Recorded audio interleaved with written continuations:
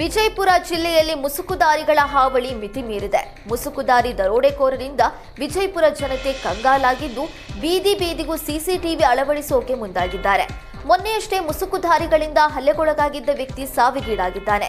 ಇದರಿಂದ ಬೆಚ್ಚಿ ಬಿದ್ದ ಜನತೆ ದರೋಡೆಕೋರರಿಂದ ಬಚಾವಾಗುವುದು ಹೇಗೆ ಎಂಬ ಚಿಂತೆಯಲ್ಲಿ ತೊಡಗಿದ್ದಾರೆ. ಮನೆ ಮನೆ ಗಲ್ಲಿ ಗಲ್ಲಿಗೂ ಸಿಸಿ ಕ್ಯಾಮೆರಾಗಳನ್ನು ಅಳವಡಿಸಲಾಗುತ್ತಿದೆ.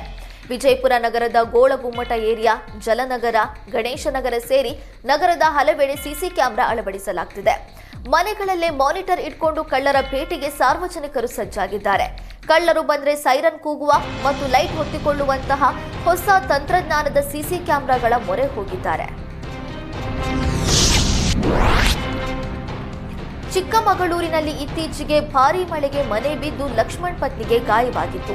ಇದಕ್ಕೆ ಪರಿಹಾರವಾಗಿ ಸರ್ಕಾರದಿಂದ 2024 ಜುಲೈನಲ್ಲಿ ಕಳಸಾ ತಹಶೀಲ್ದಾರ್ 1,20,000 ಚೆಕ್ ನೀಡಿದ್ರು. ಆದರೆ ಸರ್ಕಾರ ಕೊಟ್ಟಿದ್ದ ಚೆಕ್ ಈಗ ಬೌನ್ಸ್ ಆಗಿದೆ. ಸರ್ಕಾರ ನೀಡಿದ ಚೆಕ್ ಇಲ್ಲಿವರೆಗೂ ಡ್ರಾನೇ ಆಗಿಲ್ಲ. ಬ್ಯಾಂಕ್ನಲ್ಲಿ ಕೇಳಿದ್ರೆ ಖಾತೆಯಲ್ಲಿ ಹಣವಿಲ್ಲ ಅಂತಾರೆ. ಹೊಸ ಚೆಕ್ ನೀಡೋದಕ್ಕೆ 20,000 ಲಂಚಕ್ಕೆ ಬೇಡಿಕೆ ಇಡ್ತಿದ್ದಾರೆ. ಈ ಹಿನ್ನೆಲೆ ಕಂಗಾಲಾದ ಲಕ್ಷ್ಮಣ್ ಕುಟುಂಬ ಅಧಿಕಾರಿಗಳ ವಿರುದ್ಧ ಆಕ್ರೋಶ ವ್ಯಕ್ತಪಡಿಸಿದೆ.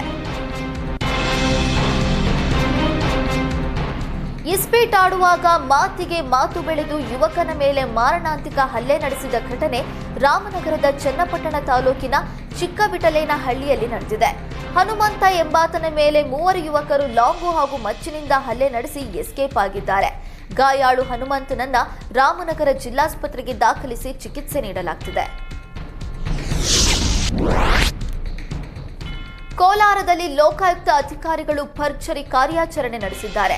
ಏಕಕಾಲಕ್ಕೆ ಮಾಜಿ ಸರ್ಕಾರಿ ನೌಕರರ ಸಂಘದ ಅಧ್ಯಕ್ಷ ಸುರೇಶ್ ಬಾಬು ಮನೆ ಹಾಗೂ ಸಂಬಂಧಿಕರ ಮನೆಗಳ ಮೇಲೆ ದಾಳಿ ನಡೆಸಿದ್ದಾರೆ.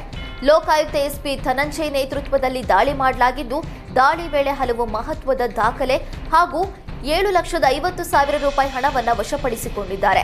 ಇನ್ನು ಹಾರೋಹಳ್ಳಿಯಲ್ಲಿರುವ ಗೆಸ್ಟ್ ಹೌಸ್ನಲ್ಲಿ ನಕಲಿ ದಾಖಲೆ ಕೂಡ ವಶಪಡಿಸಿಕೊಳ್ಳಲಾಗಿದೆ ಎನ್ನಲಾಗಿದೆ.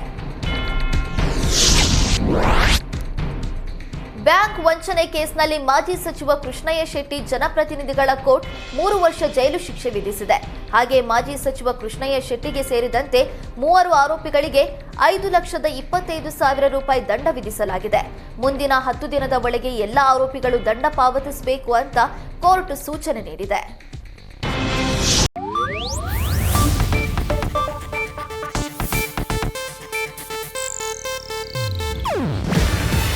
ಇದು ಏಷ್ಯಾನೆಟ್ ನ್ಯೂಸ್ ನೆಟ್ವರ್ಕ್ ಪ್ರಸ್ತುತಿ.